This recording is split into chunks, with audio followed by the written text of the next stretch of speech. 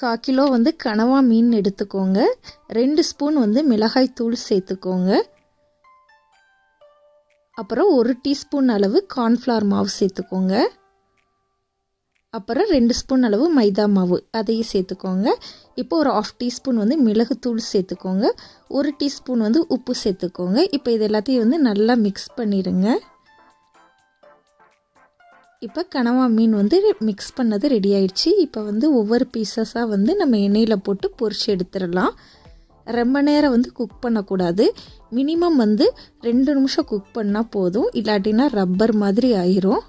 Over cook பண்ணக்கூடாது. அவ்வளோதான், fry பண்ணி எடுத்துடலாம். சூப்பரான கனவா மீன் வறுவல் வந்து ரெடி ஆயிடுச்சு.